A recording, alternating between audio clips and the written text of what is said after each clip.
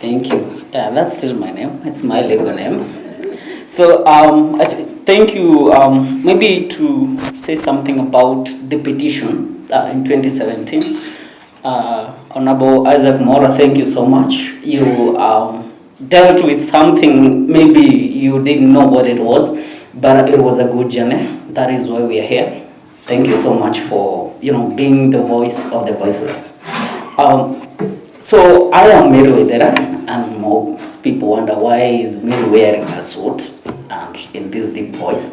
It's because I'm an intersex person. When I was born, as usual, my parents could not tell. I was born at home. And the first thing they did, they took me to a traditional medicine man. And the medicine man had not seen such kind of a thing again. And he said, okay, take your child home. And the easiest option is killing your child. But my grandmother was a staunch Christian. She did not kill me. She took me to a priest. And the priest also said that I am a normal child, though he had not seen one like me. So he advised my mother to take me to hospital.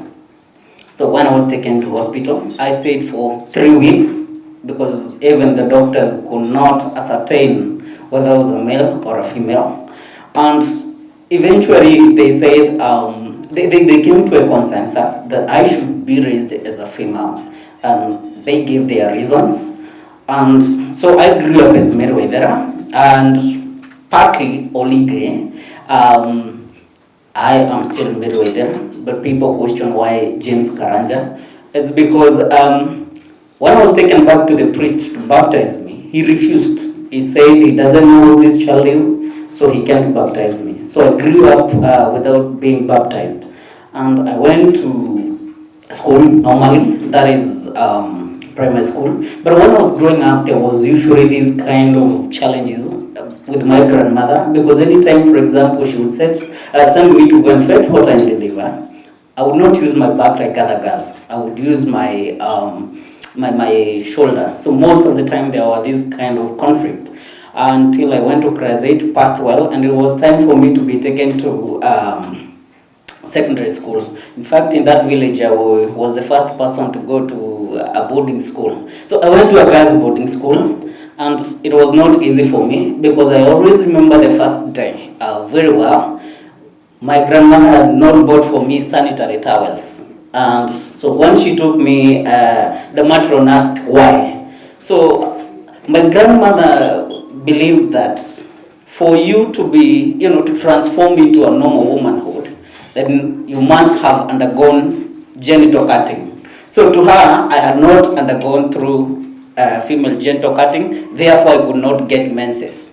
That was her reason. So the matron said, okay, she used Kiswahili, which my grandmother did not translate appropriately because the matron said, atabalehe akiwa hapa. So my grandmother understood that I'll go through the cut in the school because, I felt nice because in my family I was the first person to go to a boarding school, so they didn't understand what was going on. But being in school, it was not an easy thing because the first day people said, come and see, tumeletewa boy kwa shule. And so from there, my, senses told me something somewhere is amiss. I used to wake up at 3 a.m., take shower, until now I was in Form 3 when puberty kicked in and I started broadening my shoulders. And all this time, I was flat-chested in a school of about 500 girls. So there was always these peculiar things with me. But I think I was able to survive because in Form 3 I became the assistant head girl. Then I became the head girl. That was maybe the best thing that God intervened on my side. But in Form 4, girls started getting attracted very much to me, and they used to send a lot of love letters. So one day a teacher intervened and saw these love letters, and they thought I was trying to instigate lesbianism in school. And for the whole of second term and a little bit of that term, I did not stay in school, but I don't know what happened. They called me, and I did my exam. So within that almost 4 months, I wanted my grandmother to explain to me why is it so different from other girls, and why am I facing these challenges? And she explained to me all what had happened during birth, and from there I went high-headed in school. So the same teacher who had intervened on these love letters was the one that I opened to. I told her, look, this is who I am. I can't change things. And she gave me two resolutions. One, to either stay in school, finish school and become someone important, or just get out, go out with my problem, and I become nobody. So I chose to stay in school. So I completed high school. I got a B, but I could not join university. I thought that finishing school would make life very easy for me. But going out to the street, I found life was totally different, because everybody knew me as Waithera, but they were wondering, why is it's not clear who this fella is, because it's not like a woman, it's not like a man. And people attempted to undress me in public, but when they realized, that whatever was between my leg was not clear, they came and said sorry, but already I had felt betrayed, because these were the people I would have expected them to protect me. And so from there, my mother now could not fully understand what was happening.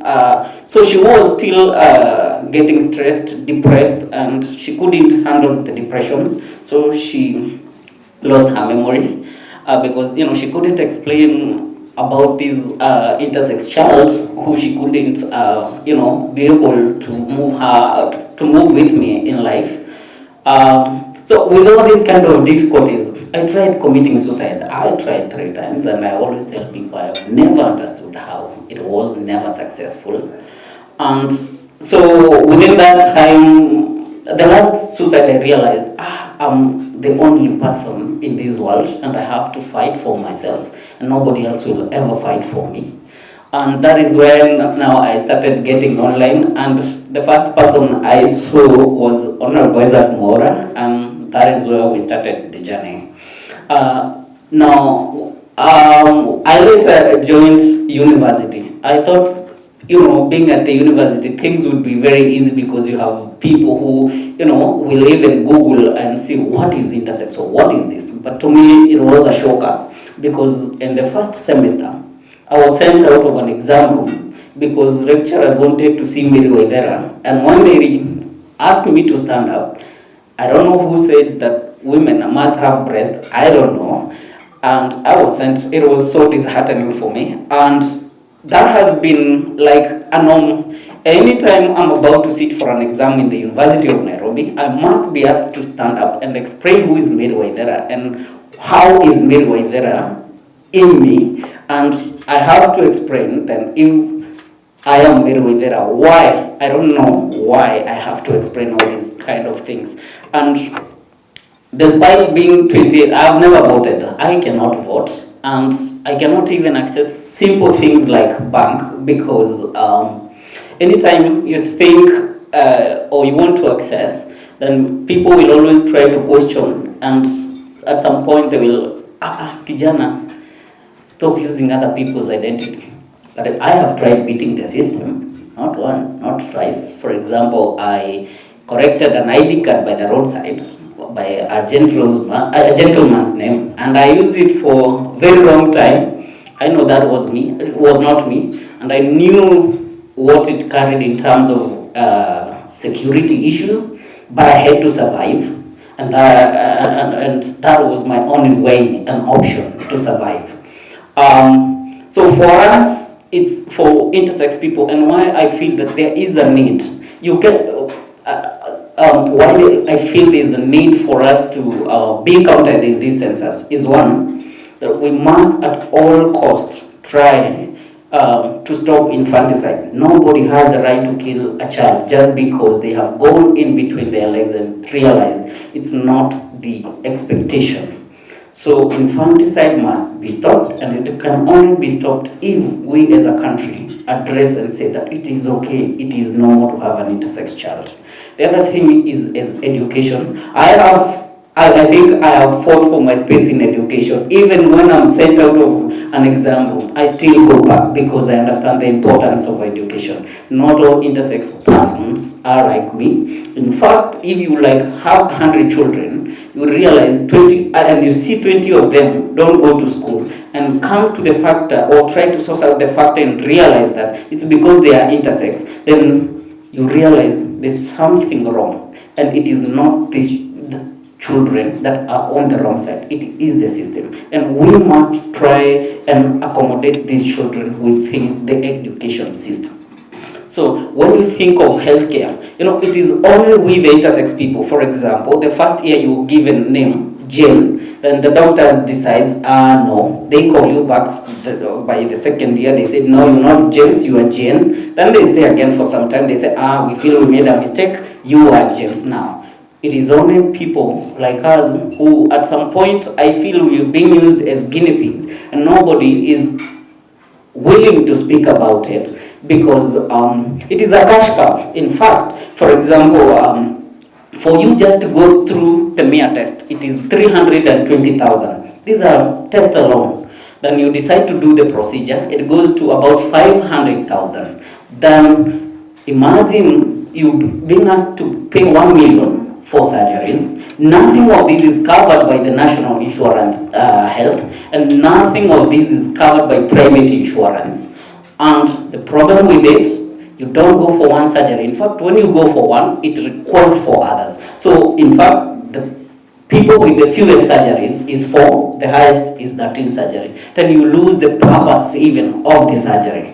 But we are not rolling out surgeries, but we are just saying we need a proper guidelines on how these surgeries should be done. The other thing is the mental health of these people like my parents. They really need to be taught that it is okay to have such kind of children and you don't need to get into depression. The other thing is, as I take, is about legal recognition. If a mistake is done when you're being given a bad notification, then for us it becomes a messy life. That is why for me it has been a messy life, and for many of people like me.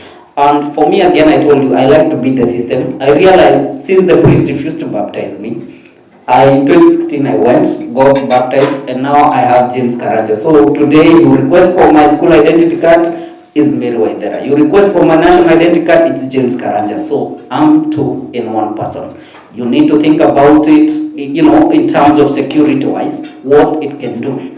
The other thing, most of the intersex persons cannot be able to access even the simplest financial institutions, such as M-Pesa.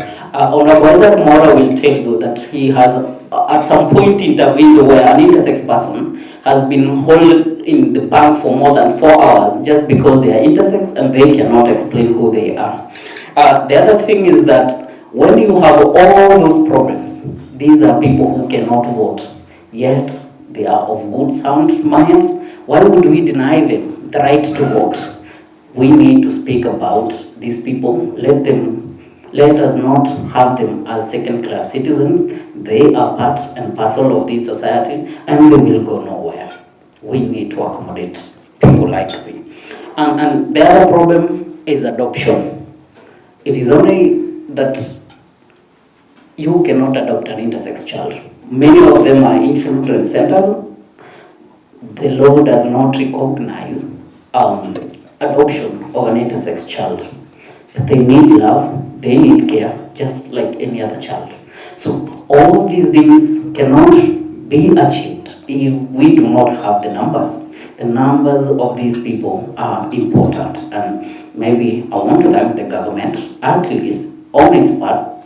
It's doing what is supposed to be done, but it is us as people in the society that we need to start accepting that these children and these other persons are part and parcel of our lives. Thank you so much.